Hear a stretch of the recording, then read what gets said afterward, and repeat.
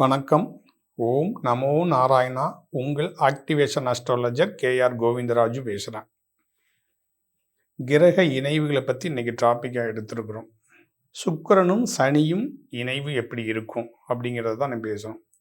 இந்த கிரக இணைவு பற்றி பேசும்போது யோகம் கொடுக்கக்கூடிய கிரகங்களும் ஒவ்வொரு ராசியில் அந்த இணைவு இருந்தால் எப்படி இருக்கும். அப்போ இந்த மேச ராசியில் மேச ராசிக்காரங்களுக்கு சனி சுக்கிரன் இணைவு எப்படி இருக்கும் அப்படிங்கிறது பொதுவாக கருத்துக்களை நம்ம பரிமாறுறோம். ஒவ்வொருத்தங்களும் ஒவ்வொரு கருத்து சொல்லுவாங்க. இந்த மேசத்துக்கு தனாகாரங்கிறதே சுக்கிரன் தான்.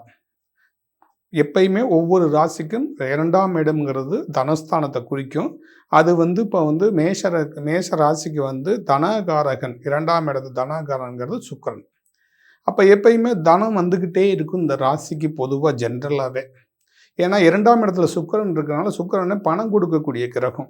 அப்போ அது வெறும் பணத்தை கொடுத்துக்கிட்டே இருக்கும். அப்போ இந்த ஒவ்வொரு ராசியிலும் தனகாரனாக இருக்கக்கூடிய கிரகங்கள் கொடுக்கும்போது அதே மேஷத்துக்கு மிகப்பெரிய ஒரு நல்ல யோகத்தை கொடுக்கும். பணம் வந்துக்கிட்டே இருக்கும். பொதுவாகவே மேஷம்னு எடுத்துக்கிட்டாலும் அது செவ்வாய் வீடு. பொதுவாகவே இடங்கள் நிறைய வாங்கி வைப்பாங்க. சொத்து சுகம் நிறைய அவங்களுக்கு சேர்ந்துக்கிட்டே இருக்கும். அதுக்கான பணம் வந்துக்கிட்டே இருக்கும். இந்த இணைவு இப்படி இந்த சனியும் இந்த சுக்கிரனும் இணைவு இருக்கும்போது இந்த சனியும் சுக்கிரனுக்கான இணைவு எந்த அளவுக்கு அவங்களுக்கு அங்கே பாசிட்டிவாக இருக்கும் அப்படின்னு சொன்னால், அங்கேருந்து கரெக்டாக 7ஆம் இடத்தை குறிக்கும். கரெக்டாக மேஷத்துக்கு 7ஆம் இடம் சுக்கிரனை வீடை குறிக்கும். அதே சனியும் அங்கே வரும். அதே மாதிரி சனி 10, 11க்கு அதிபதியாக வரும். தொழில்ஸ்தானத்துக்கும் லாபஸ்தானத்துக்கும் அந்த இடத்துக்கு குறிக்கும். அப்போ இந்த இணைவு அங்கே பார்த்தீங்கன்னா சுக்கிரன். அப்போ 7ஆம் இடங்கிறது மேஷத்துக்கு சுக்கிரன் வீடு. அப்போ இந்த சுக்கிரனோட நட்பு கிரகம் யார்? சனி, புதன். இந்த கிரகமும் நட்பு கிரகம். பொதுவாக ஜென்ரலாக இணைவான கிரகங்கள் ஒரு ஜாதகத்தில், ஏன்னா ராசியை பொதுவாக சொல்லியிருக்கிறேன், இந்த இடத்துல இந்த கிரகத்தோடைய பாசிட்டிவ் எனர்ஜி இருக்கும். ஆனால் நான் இணைவு பற்றி சொல்லும்போது உங்கள் ஜாதகத்தில் பொதுவாக சனியும் சுக்கிரனும் எந்த அளவுக்கு இணைஞ்சிருக்கு, அதோடைய யோக பலன்கள் எப்படி அதோட மாற்றத்தை கொடுக்கும் அப்படிங்கிறது.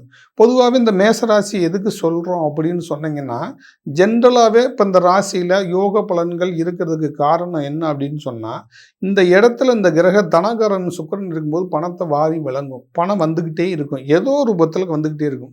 அதிகமாக இந்த ரியல் எஸ்டேட் பண்ணுவாங்க. அவங்கள்ட்ட பணப்புழக்கம் அதிகமாக இருக்கும். இடமா நிறைய வாங்கி போட்டுக்கிட்டே இருப்பாங்க. ஏன்னா பணம் ஃபைனான்ஸ் மூலியமாகவோ அவங்க இடம் வாங்கி விற்கிறது மூலியமாகவோ பணம் வந்துக்கிட்டே இருக்கும். முதல் கிரகமான செவ்வாய் கிரகம் பூமிக்கு அதிபதியான கிரகம் இல்லைங்களா? அதனால் அவங்களுக்கு சொத்து சுகத்துக்கு குறைவு இருக்காது. சகல வசதிகளும் இருந்துக்கிட்டே இருக்கும். இந்த ராசியில் இருக்கிறவங்களுக்கு இந்த இணைவு இருந்தால், அதுவும் பொதுவாக இவங்களுக்கு இந்த சுக்கிரனோட இணைவான சனி, அடுத்தது ராகு, அடுத்தது புதன், இந்த 4 கிரக இணைவுமே இவங்களுக்கு ரொம்ப சப்போர்ட்டாக இருக்கும்.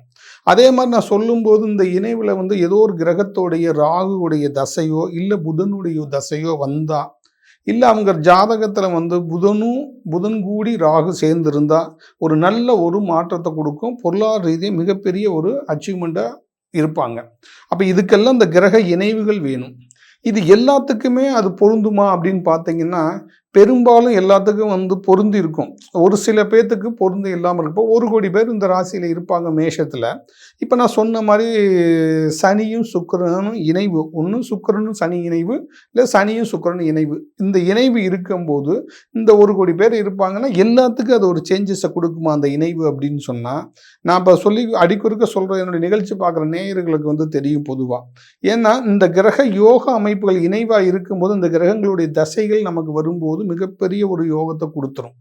இப்போ இந்த ராகு திசையோ இல்லை புதன் திசையோ இருந்துச்சுன்னா மிகப்பெரிய ஒரு ஜாக்பட் மாதிரி இவங்களுடைய லைஃப்பில் இருக்கும். ஏன்னா இந்த ராகு நட்பு கிரகமாக வரும் இந்த சனிக்கு. அப்போ சனிக்கு, சுக்கிரனுக்கு, புதனுக்கெல்லாம் இந்த ராகு நட்பு கிரகமாக வரும்போது இந்த கிரகங்களுடைய தசைகளும் பார்த்தீங்கன்னா அதிக லாங்காக இருக்கும். அப்போ சுக்கிரனுடைய தசை எடுத்திங்கன்னா 20 வருஷத்தை குறிக்கும். அதே மாதிரி சனியோட தசை எடுத்திங்கன்னா 19 வருஷத்தை குறிக்கும். ராகுவோட தசை எடுத்திங்கன்னா 18 வருஷம் குறிக்கும். அதே புதனுடைய தசை எடுத்திங்கன்னா 17 வருஷம் குறிக்கும். இப்போ இந்த தசை காலங்கள் வரும்போது அவங்களுக்கு சொத்து சுகம் வாரி வழங்கிடும். அப்போ இந்த தசைகள் நடந்துக்கிட்டே இருக்கும். அவங்களுக்கு பொருளாதார ரீதியாக மேலே வந்துக்கிட்டே இருப்பாங்க. அப்போ எல்லாத்துக்கும் இது அப்ளை ஆகுமா அப்படின்னா எல்லாத்துக்குமே அது மேனேஜ் ஆகாமல் இருக்கிறதுக்கு காரணம் என்னன்னா, இப்போ ஒரு சில பேர்த்துக்கு இந்த இணைவு இருந்து வசதி வாய்ப்புகளில் நல்ல ஸ்டேட்டஸில் இருப்பாங்க. ஒரு சில பேர் ராசியில் இருக்கிறவங்களுக்கு இதே மேஷத்தில் இருக்கிறவங்க அந்த வசதி வாய்ப்பு இல்லாமல் இருப்பாங்க. சில பேருக்கு வசதி வாய்ப்புகள் இருந்து அவங்களுக்கு குழந்தை பாக்கியம் இல்லாமல் இருக்கும். ஒரு சில பேருக்கு வசதி வாய்ப்பு இருந்து சொத்துக்கு வாரிசு இல்லாமல் இருப்பாங்க. இது எல்லாம் எதனால அப்படின்னு சொன்னால் அந்த கிரகத்துடைய சாபங்கள் கர்மாவுடைய தொடர்பு இருக்கும். சனி கிரகமே சாபத்தை கர்மாவை குறிக்கக்கூடிய கிரகம். அந்த கர்மம் நிவர்த்தி இல்லாமல் இருக்கும். அந்த சாபத்தோட தொடர்பு உள்ள கிரகங்கிறனால அந்த சாபங்கள் அவங்களுக்கு தொடர்ந்து இருக்கனால வாரிசு இல்லாமல் இருக்கிறது, சொத்து நிறையா இருந்தாலும் வாரிசு இல்லாமல் இருக்கிறது, குழந்தை இல்லாமல் இருக்கிறது, திருமணமே நடக்காமல் இருக்கிறது, திருமணம் நடந்தாலும் குழந்தைகள் கிடைக்காமல் இருக்கிறதுக்கு காரணமாக இருக்கும் இந்த சாபம். ஏன்னா 2வது இந்த சுக்கிரன்கிற கிரகம் விந்து அணுக்கள் உருவாகக்கூடியது ஒரு மனிதனுக்கு. இந்த ராசியில் இருக்கவங்களுக்கு குழந்தை கிடைக்கலாம், அந்த சுக்கிரன் கெட்டு போயிருக்கும். அந்த சுக்கிரன் கெட்டு போகும்போது ஜாதகத்தில் கெட்டு போயிடும். 2வது உடல் ரீதியாக விந்து அணுக்கள் இல்லாமல் இருக்கும், குறைபாடாக இருக்கும். அப்போ அந்த மாதிரி இருக்கும்போது இந்த கிரகங்களை நம்ம சரி பண்ணணும். அப்போ இதை சரி பண்ணுறதுக்கு தான் நம்ம ஜாதகம் பார்க்குறோம். பொதுவாகவே நம்ம பார்க்குறது எதுக்காக? கிரகம் கெட்டு போயிடுச்சு, கிரகம் நமக்கு நல்லது செய்யலை அப்படின்னு நம்ம பெரும்பாலும் பேசுகிறோம் இல்லைங்களா? அந்த ஜாதகத்தில் கெட்டுப்போன கிரகங்களை, நெகட்டிவாக இருக்கிற கிரகங்களை நம்ம பாசிட்டிவ் பண்ணுறதுக்கு தான் நம்ம ஜாதகமே பார்க்குறோம். இப்போ ஒருத்தர் ஜாதகத்தை கொண்டாந்து கொடுக்குறாரு, ஜாதகத்தை கொடுத்து பார்த்தா அந்த ஜாதகத்தில் அவருக்கு அந்த தோஷம்னா அந்த தோஷத்தை நிவர்த்தி பண்ணி காமிக்கணும். அப்போ தான் அந்த சாபம் தோஷம் விலகும். நம்ம என்ன சொன்னோம்? பரிகாரமே இல்லைன்னு ஒருத்தர் சொல்கிறாங்க. பொதுப்படையான கருத்துக்களை நிறைய பார்த்தா பலன்களில் சொல்லும்போது அவங்களுக்கு பரிகாரங்கள் இல்லை, பரிகாரமே தேவையில்லை, பரிகாரங்கிறது ஒரு பொய் அப்படிங்கிறாங்க. கிரகங்கள் இல்லாமல் நம்ம ஜோதிடத்தை எங்கேயும் எந்த ரூபத்திலையும் சொல்ல முடியாது, நீங்கள் எந்த வகையில் எடுத்தாலும். அப்போ கிரகங்கள் இருக்கும்போது, தெய்வங்கள் இருக்கும்போது, நமக்கான தோஷங்கள் தடைகள் இருக்கும்போது அந்த பரிகாரம் பண்ணி தான் அதை நிவர்த்தி பண்ணணும். அப்போ பரிகாரம் பண்ணாமல் ஜாதகம் பார்க்குறது எந்த அளவுக்கு அவங்களுக்கு வெற்றியை கொடுக்கும்? பரிகாரம் பண்ணாமல் எப்படி அது அவங்களுக்கு அப்ளை ஆகும்? அப்போ ஜாதகம் சொல்கிறவங்களுக்கு அதுக்குண்டான ஒரு ஆராய்ச்சியில் இறங்காமல் இருப்பாங்க. இப்போ நம்ம அதுக்குண்டான ஆராய்ச்சியில் இருக்கிறோம் அப்படிங்கிறது எதுக்காக சொன்னால் அந்த ஆக்டிவேஷன், அந்த பரிகாரம் நிவர்த்தி பண்ணி காமிக்கணும். அப்போ அந்த பரிகாரம் நிவர்த்தி பண்ணிட்டோம்னா அப்பா நமக்கு சாபங்கிறது நிவர்த்தி ஆயிடுச்சு அப்படின்னு ஒரு மன நிம்மதி ஆகும். தோஷங்கிறது நமக்கு ஒரு நிவர்த்தி ஆயிடுச்சு அப்படிங்கிறது மன நிம்மதியாகும். இதெல்லாம் உடலாலையும் ஜாதகத்தாலையும் இந்த நிவர்த்தி ஆகும்போது தான் ஒரு மனிதருக்கு திருமணங்கிறதே ஒரு நடக்கும். அப்போ நம்ம ஜாதகத்தில் கடுமையான தோஷம் இருக்குது, கடுமையான சாபம் இருக்குது நம்ம சொல்கிறத காட்டிலையும் அதை நிவர்த்தி பண்ணுறதுக்கு என்ன, அதை நிவர்த்தி பண்ணால் தானே அது சரியாகும். அதுக்காகத்தானே நம்ம ஜாதகம் பார்க்குறது. அப்போ நம்ம பரிகாரம் பொய்ன்னு சொல்கிறது, ஜாதகத்தில் சரியில்லைன்னு சொல்கிறது, இதெல்லாம் பொதுப்படையான கருத்தை சொன்னனால எல்லாருமே எதை நம்புறது எதை நம்பக்கூடாது அப்படிங்கிற ஒரு கான்செப்டுக்கு மக்கள் போகிறாங்க. அப்படி இல்லைங்க. இப்போ எனக்கு நான் ஆய்வு பண்ணும்போது நான் பார்க்குறோம்னா தோஷம் இருக்குன்னா இந்த தோஷத்துக்கு உண்டான பரிகாரம் நீங்கள் செய்யும்போது அந்த தோஷம் விலகிருங்கிறது நீங்கள் கண்ணிலையும் பார்க்க முடியும், அதை நிவர்த்தி பண்ணி காமிக்க முடியும். அப்போ அந்த தோஷம் நிவர்த்தி ஆயிடும். ஓகேங்களா? அது தெரியாமல் நம்ம ஜாதகத்தில் 5ஆம் இடம், 3ஆம் இடம், 9ஆம் இடத்துல இருக்கிற கிரகங்களையே நம்ம மாற்றி மாற்றி திரும்ப திரும்ப இந்த இணைவு இருந்துச்சா நமக்கு யோகம் கொடுக்கும் அப்படிங்கிறது பொதுவாக சொல்லும்போது, அப்படி யோகம் கொடுக்குது அப்படின்னா ஏன் இவ்வளோ நாள் கொடுக்காம இருக்காங்க? இத்தனை பேர் பார்த்துக்கிட்டு இருக்காங்க, ஏன் கொடுக்கல? அப்போ அந்த கான்செப்டுக்கு யாரும் போகிறதில்ல. போகாததுக்கு காரணம் என்ன அப்படின்னு சொன்னால் அவங்களுக்கு அதுக்குண்டான மெட்டீரியல் அவங்களுக்கு இல்லை. அதனால அவங்க என்ன சொன்னால் அவங்க நான் சொல்கிறது தான் சரி, நம்ம ஜாதக ரீதியாக சொல்கிறது தான் சரி இப்படிம்பாங்க. ஜாதக ரீதியாக நம்ம சொல்கிறது சரியாக இருந்தால் அதுக்குண்டான பலன் அவங்களுக்கு கிடைக்கணும் அப்படின்னு சொன்னால் கிரகங்களுடைய தசையோ புத்தியோ இதுமோ நடந்தாலும் அவங்களுக்கு தோஷங்கள் கடுமையாக இருக்கும்போது நல்லபடியாக அது நடக்கிறது இல்லை. அப்போ அந்த தோஷத்தை நிவர்த்தி பண்ணணும். அப்போ தோஷம் நிவர்த்தி ஆகணும். அப்போ நம்ம ராகுவுடைய தசை நடக்குது, அவங்களுக்கு ராஜ யோகம் இருக்குது, மேஷத்தில் இருக்கிறவங்களுக்குன்னா சர்ப்பங்கிற ஒரு பாம்பை அவங்க அடிச்சிருப்பாங்க. அப்போ சர்ப்ப தோஷம் உருவாயிருக்கும். அப்போ அந்த ராகு தசையில் அவங்களுக்கு யோக பலன் இல்லாமல் இருக்கும். இதே ராசியில் இருக்கிறவங்களுக்கு தெரிஞ்சுக்குங்க என்ன காரணத்தினால அங்கே பிளாக் ஆகுதுன்னு பார்க்கணும். அப்போ நம்ம ஜாதகத்தில் அப்போ ராகுவோடைய இணைவு இருக்குது, புதனோடையும் இணைவு இருக்குது, ராகுவும் புதனோட இணைவு இருக்குது, சுக்கிரனோட இணைவு இருக்குது, சனியோட இணைவு இருக்கும்போது யோகம் கொடுக்குன்னு சொல்கிறோம். இந்த யோகத்தை தடுக்கிறது இந்த ராகு தான். அதான் இப்போ நமக்கு தெரிஞ்சோ தெரியாமல் நம்ம வண்டி ஓட்டும்போது குறுக்க பாம்பு போய் நம்ம வண்டி ஏற்றி இறந்துருச்சுன்னா அது தோஷமாயிருது. அந்த ராகு தோஷமாகி நமக்கு அந்த யோகத்தை தடை பண்ணுது. அப்போ நீங்கள் அங்கே புரிஞ்சுக்கணும் அந்த என்ன விஷயம் அந்த கிரகத்தோட இணைவில் என்ன விஷயம் நடக்குது.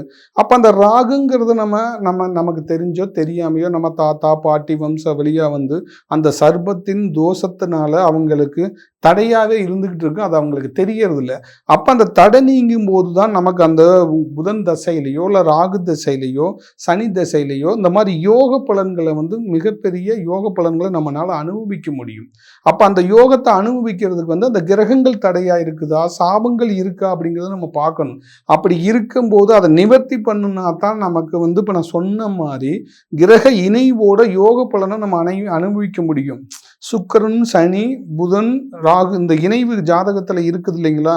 அந்த இணைவு இருக்கும்போது நம்ம யோக பலனை அனுபவிக்கிறோம் அப்படின்னா ஒரு குடும்பத்தில் உண்ண உணவும் உடுத்த உடையும் சகல ஐஸ்வர்யத்தோடு நம்ம வாழணும் அப்படின்னு சொன்னால் இந்த மாதிரி இருக்கக்கூடியதை நம்ம நிவர்த்தி பண்ணிக்கணும்.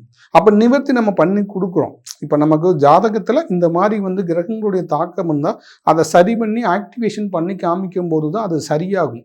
அப்போ அதுதான் வந்து தோஷ நிவர்த்தி. அதுதான் நம்ம ஜாதகத்துல இருந்து நம்ம உடம்புல இருந்து நம்மளே பாதுகாக்கக்கூடிய விஷயமே அதுதான்.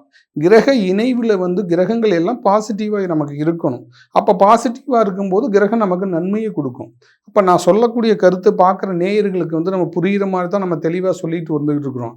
அப்போ கிரக இணைவுகள் நமக்கு இருந்து ராஜ யோகம் நமக்கு அனுபவிக்கலை, யோக பலன்கள் நமக்கு கிடைக்கலன்னா காரணங்கள் இப்போ நான் சொன்ன மாதிரி கிரக தோஷங்கள் கிரகங்களுடைய ஏற்படைய தோஷங்கள் சாபங்கள் தொடர்ந்து இருக்கிறதுனால தான் நம்ம எதிர்பார்க்குற கிரக இணைவுனால நமக்கு வசதி வாய்ப்புகள் கிடைக்கிறதில்ல, பொருளாதாரம் கிடைக்கிறதில்ல, வேலை கிடைக்கிறதில்ல, திருமணம் நடக்கிறதில்ல, கல்யாணம் ஆகிறதில்ல.